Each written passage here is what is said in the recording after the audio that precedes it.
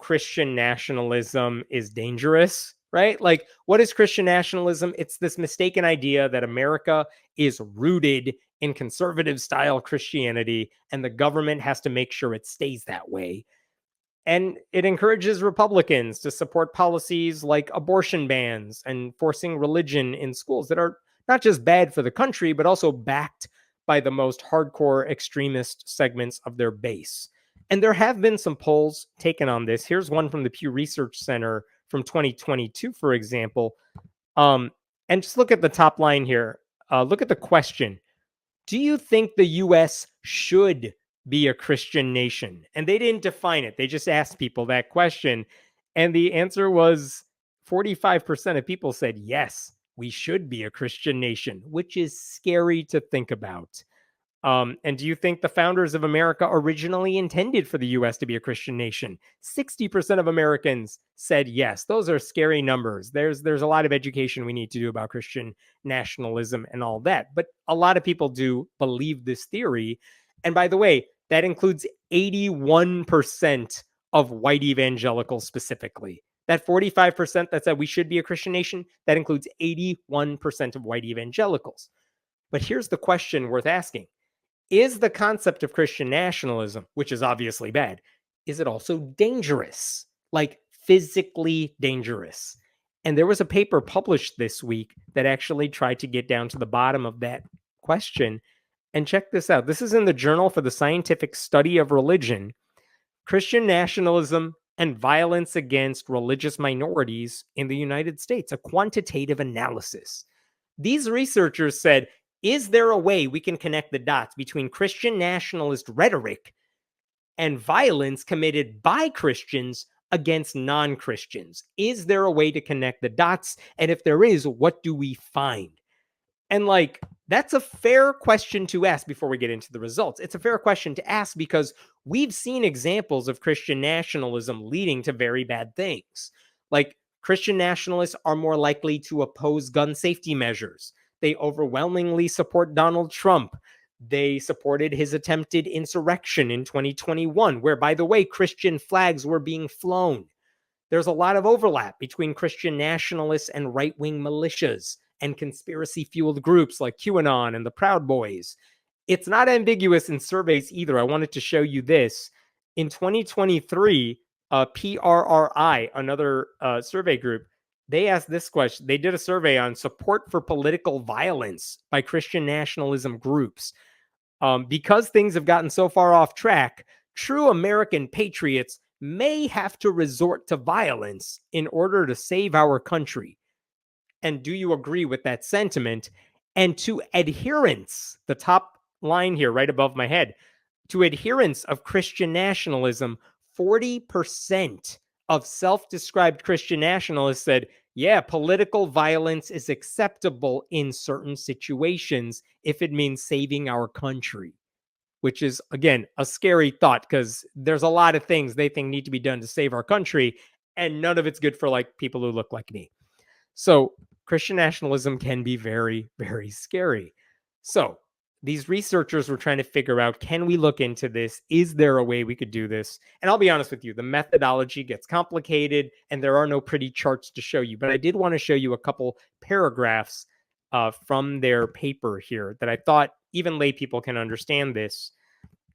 When politicians affirm the idea that a country belongs to a particular religious group, their beneficiaries, Christian nationalists, may arrive at the reasonable conclusion that the state implicitly approves of discrimination, harassment, and even violence against non-privileged faiths.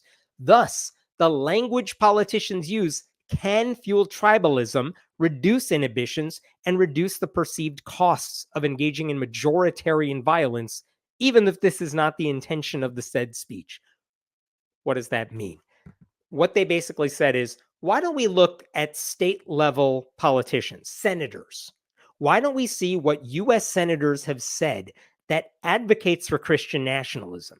And maybe they did not say we need to get out and hurt non-Christians, but when they say this is a country made by Christians, it's for Christians, it's a Christian nation, that sends a signal to Christian nationalists that it's kind of okay to do bad things to non-Christians. And they were wondering if in states where senators say more of that stuff, do you see more violence by Christians against non-Christians? And again, that doesn't mean those politicians advocated violence. It just means they were promoting Christian nationalist rhetoric, right? And again, what they said is, we know what the demographics look like. Given present trends, Christians will no longer enjoy unquestioned social and political supremacy in the future. That's true. We know there is a growing number of non-religious Americans, uh, right? Like evangelical Christians are decreasing in number. Mainline Christians are decreasing in number. And at some point, like right now, we are seeing a time when there are more non-religious Americans than any other group. But at the same time, Christian nationalists have a lot of political power and they don't want to lose it because they know it's going away. So they're going over and above and beyond to try to salvage whatever they can. Everyone from like the neo-Nazi Nick Fuentes to evangelical preacher James Dobson have said to their followers that the changing religious demographics in the country will take us down if we don't deal with it. That's from James Dobson, by the way, not Fuentes. The researchers also pointed to the mass shooting that took place in El Paso, Texas in 2019, where the shooter echoed Trump's anti-immigrant rhetoric. Trump said a lot of horrible things about Muslims also, and that led to a failed bomb plot against a Kansas mosque in 2016. The researchers also said this is happening in India, where Narendra Modi, the prime minister, is a Hindu extremist. And as a result, we have seen a lot of violence by Hindu groups against Muslim groups. So religious nationalism really is similar around the world.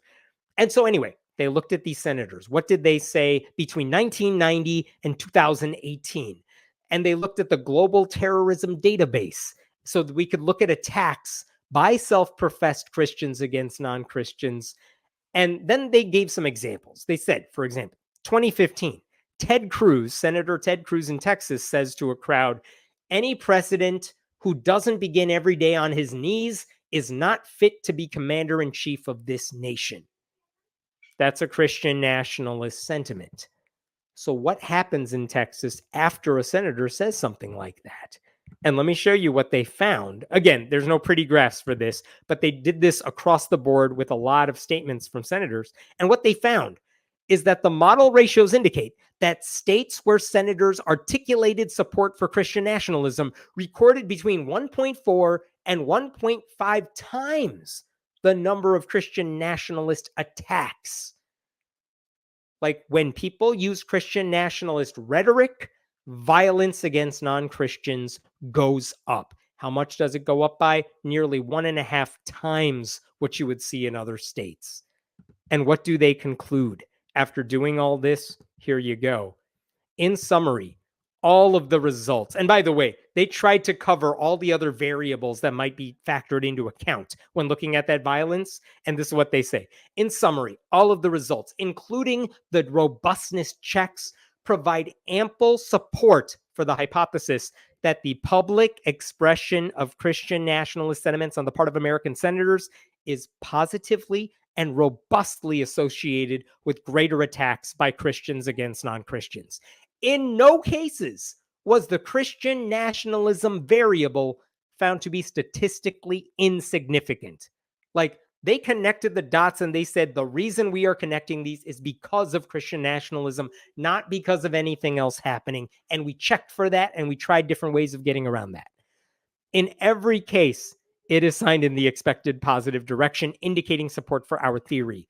Importantly, that our measure of Christian nationalism emerges as statistically significant and positive across models, despite all the controls they put in there. It's not just political partisanship. This is not just like Republicans saying stuff. This is Christian nationalism that is causing this violence. Like, look, more detailed data is going to provide more support for this hypothesis. It will be important to look at surveys delving into how Christian nationalist beliefs directly influence people in various states. So we want to know more about the motives of these attackers. But this is an amazing starting point. I spoke to Dr. Samuel Perry, who is an expert in Christian Nationalism. He's the author of the book, The Flag and the Cross, White Christian Nationalism and the Threat to American Democracy. And I said, what do you think about the results that they found in this paper? And I want to read you what he said to me here. Because he said it's not a perfect connection, but man, there's a big connection there. He said it nonetheless establishes a robust association between Christian nationalist rhetoric among political elites and instances of actual violence perpetrated by self-described Christians against religious minorities in the state of those politicians. Like, we need more data, but man, this is scary stuff, and it looks good. The research is done well, he said. So there is evidence now that Christian nationalism, it's not just bad for democracy, it can actually exacerbate violence against religious minorities. And look, if you're a senator, I go back to something I said earlier tonight. Senators who represent entire states, they ought to be unifying forces. Doesn't matter their political views, they should be forces for good. You're in elected office. There are only 100 of you. You should be using your power for good. And yet, many Republican senators specifically have sought to turn Christians against non-Christians in the name of patriotism. They should be called out on it. People should not vote for those people. I hope they reject their faith-based divisiveness. I don't have confidence they will, but in an ideal world, they would. But I found that study very fascinating. Happy to answer any questions here before I move on to the last story. Those Christian nationalism surveys need to start wording their questions better so people don't just think mostly Christian or good. So about that, the surveys I pointed to that just said Christian nation or something like that, I think they're well aware of exactly the thing you were saying, which is, well, Christian nationalism as a phrase may mean different things to different people. Because if we say, do you want to live in a Christian country? Some people are just going to say, do I just want to live in a good country? Yes, I do. And they'll say yes to that. But that's why it's important to get that on the record. Yes, there are people who just think Christianity is synonymous with good, which is why in that survey in particular, they asked that question, but then they also dug deeper to talk about what does that actually mean in practice? Like, do you think non-Christians should be allowed to hold public office and what? I'm not getting into all those stats right now, but they did actually dig deeper into what that means. And then we can actually see the difference between people who think Christianity just means good and people who understand the ramifications of Christian nationalism. Fascinating stuff. If the founding fathers defined the USA as a Christian nation, their Christianity was in fact a lot different back then because of countless editings and alterations. That's right. I've said this before. This is why the David Barton theories of like the founding fathers were Christians and they wanted it this way, that doesn't really hold much water, because I promise you the Christianity of someone like George Washington or someone like that is very different from like the Christianity of insert televangelist here. Even Donald Trump, the type of Christianity he pretends to practice is very different from anything the founders would have done. So, yeah, it's true. Like, even if you want to say some of those founders were Christian, you can't just leave it at that. You got to explain what that means. Thanks, Carla. What are your thoughts on the possibility of violence when Trump loses? Oh, man. I'm hopeful he'll lose. I am concerned about it, but I will say I was also more concerned in 2020 when Biden won, because that came a few days after election day and until January 6th. Like, immediately after the election, that violence was not there. We didn't see it until January 6th.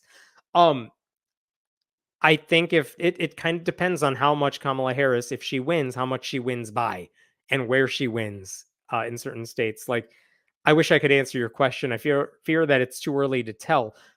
I will say, though, that the fact that we have to ask that question, it tells you a lot about the moral depravity of so many white evangelicals, that they just don't care about violence in the name of Trumpism.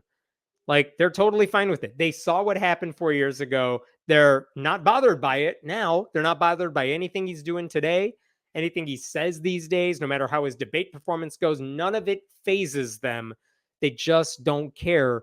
I think that's a bigger concern for me, how so many Americans could just not give a shit about any of that, that they're willing to vote for this dude anyway. That is a scarier thought to me than what a handful of people might do if he loses. honestly, maybe the one thing that makes me less fearful is that the people who committed acts of violence on January 6th or whatever, many of them have been punished. They have gone to jail. They have faced the consequences. And I don't think a lot of people are willing to take a hit like that for Trump if he loses. For it's not like he's going to defend them at that point.